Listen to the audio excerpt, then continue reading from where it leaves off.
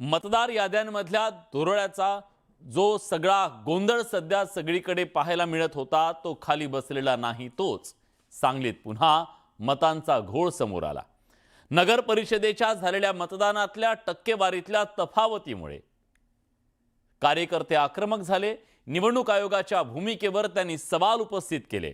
त्यामुळे मतघोळाचा हा मुद्दा पुन्हा चर्चेत आलाय।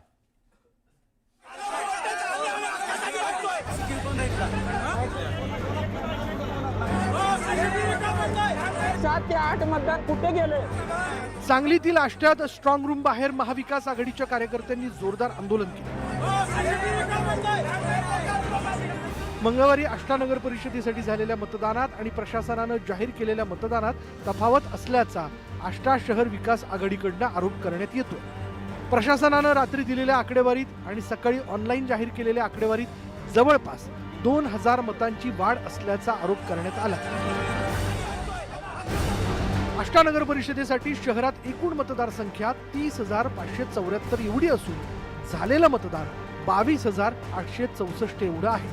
परंतु नगरपालिकेची निवडणूक मतदार यादी प्रसिद्ध करण्यात आली। त्यामध्ये जवळपास 2000 पेक्षा अधिक मतांचा फरक आहे। पोर्टलवरून मिळालेल्या यादीत एकूण मतसंख्या 33,328 दाखवण्यात आली आहे। एका प्रभागात 1,311 मतदार असताना 4,077 मतदार संख्या दाखवण्यात आली। प्रभाग क्रमांक 6 मध्ये एकूण मतदार संख्या 3,056 इतकी आहे। तिथे 2,394 इतकं मतदान झालं, पण पोर्टलवर 1,795 इतकं दाखवण्यात आलं। अशा अनेक त्रुटी आढळल्यानं शहर विकास आघाडीनं निवडणूक अधिकाऱ्यांना जाब विचारला। आम्ही अर्ज दिले, त्याला काय केलं? मी या गावचा उपनगराध्यक्ष होतो, मी कोण आहे माझी हिस्ट्री काढा, का मी या दंगा करायला आलतो हे पण हिस्ट्री काढा। पण ह्या प्रशासनाचा, ह्या पोलीस स्टेशनच्या सगळ्यांचा धिक्कार आहे। सीसीटीव्ही बंद होता आणि आमच्या पुढे माणूस आला सीसीटीव्ही चालू करायला। माझं असं मत आहे, आज त्यांचे सर्वचे सर्व उमेदवार निवडून आले म्हणून सांगा, त्यांचा नगराध्यक्ष निवडून आला म्हणून सांगा, आणि ज्यावर इतर गोष्टी काहीच नाहीत। जे उमेदवारांच्या प्रतिनिधींना VM3 देतोय आणि आमच्याकडचा जो VM3 आहे याची आपण आता पुन्हा टॅली करून जी प्रशासनाने कळवलेली आकडेवारी योग्य आहे आपण ह्यांना ते समजावून सांगत आहोत आणि त्याप्रमाणे आम्ही टॅली करून त्यांना द्यायला तयार आहोत। आष्टा शहर विकास आघाडीचे वैभव शिंदे हेही यावेळी आंदोलनात सहभागी झाले होते। पहिल्याच रात्री हा गोंधळ झाला तर पुढे काय होईल असा सवाल त्यांनी केला। स्ट्रॉंग रूम बाहेर 24 तास सीसीटीव्ही बसवला पाहिजे अशी मागणी त्यांनी केली। सीसीटीव्ही या ठिकाणी सगळीकडे असले पाहिजेत आणि सीसीटीव्हीची मोठी स्क्रीन ही 2 स्क्रीन किमान बाहेर 24 तास चालू पाहिजेत। प्रतिनिधी एक प्रत्येक उमेदवाराचा 24 तास या ठिकाणी घेतला पाहिजे आणि जामर सुद्धा एक या भागामध्ये बसवावा अशी आमची मागणी आहे। झालेलं मतदान आणि त्यांनी जाहीर केलेलं मतदान हे पूर्ण चुकीचं आहे आणि एकूण झालेलं खरं मतदान आणि यामध्ये जर टॅली झाली नाही तर कसल्याही परिस्थितीमध्ये आम्ही आष्टा बंद केल्याशिवाय राहणार नाही। श्रीयुत लिंबारे साहेब यांनी आम्हाला खुलासा केला। त्यांनी आम्हाला नक्की किती मतदान झाले ते बघितलं, दाखवलं। ते त्यांनी असंही सांगितलं की ही जी माहिती बाहेर गेलेली आहे ती तलाठ्याने टाईप करताना केलेल्या चुकांमुळे गेलेली असेल असं त्यांनी खुलासा केलेला आहे।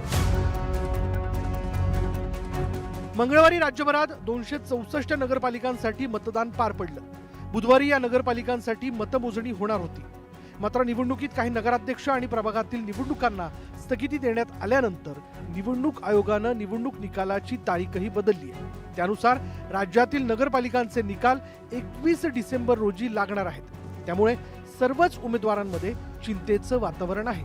बीडमधील नगराध्यक्षपदाचे उमेदवार तर सकाळी उठल्या उठल्या स्ट्रॉंग रूमला पहारा देण्यासाठी धाव घेत आहेत। आम्ही इथं पहारा द्यायला आलेलो आहोत। सकाळी हातपाय तोंड न धुता, फ्रेश न होता, नाश्ता पाणी न करता इथं आलोय। इथं काय परळीमध्ये परिस्थिती असते हे सगळ्या महाराष्ट्राला माहिती आहे आणि आम्हाला कुणावर आता भरोसा ठेवायची जरूरत नाही। आमच्या जनतेने जे मतदान केलंय त्याचं रक्षण आम्हाला करायचं आहे। आम्हाला शासनानं किती पोलीस बंदोबस्त नाही SRP कुणी बी लावलं तरी आम्हाला याच्यावर भरोसा नाही आहे। केवळ बीडच नव्हे तर शिर्डी, छत्रपती संभाजीनगर, मावळ, मनसर, चंद्रपूर, पालघर, बुलढाणासह शेकडो नगरपालिकांमध्ये स्ट्रॉंग रूम बाहेर कार्यकर्ते आणि उमेदवारांचा पहारा दिसून येतोय.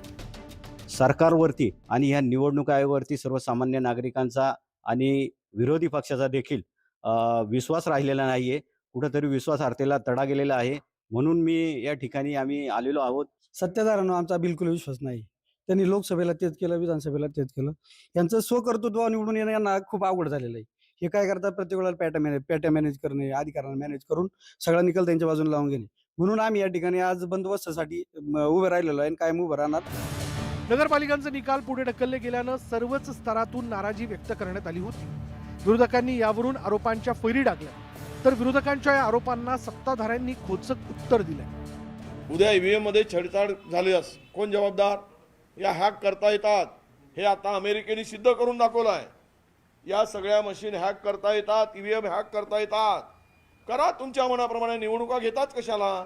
घोषणा करून टाका भारतीय जनता पक्षाचे सत्ताधाऱ्यांचे लोकांना की तुम्ही विजयी झालात. काउंटिंग न करता, निवडणुका न घेता, मतदान न घेता हा आवाजवी खर्च कशाला करताय? इलेक्शन कमीशन ने पॉलिटिकल पार्टीज को अलाउ किया है. सारी जो अपोजिशन की पॉलिटिकल पार्टी है अपने दो प्रतिनिधि ये जहां ईवीएम रखे उसके बाहर खड़ा करे, 24 घंटा पहरा दे. हारने के बाद इसके ऊपर टिप्पणी न करे. मिनी विधानसभा म्हणून ओळखल्या जाणाऱ्या स्थानिक स्वराज्य संस्थेच्या निवडणुका गेल्या 5 वर्षांपासून रखडल्या होत्या. आता निवडणुका तर झाल्यात, पण त्यांचा निकाल रखडला. मतमोजणी लांबणीवर गेल्यानं पुढचे 18 दिवस ईव्हीएम सांभाळून ठेवणं, स्ट्रॉंग रूम बाहेर चोख बंदोबस्त ठेवणं हे प्रशासन आणि पोलिसांपुढे मोठं आव्हान असणार आहे. Bureau report, news 18 Lokmat.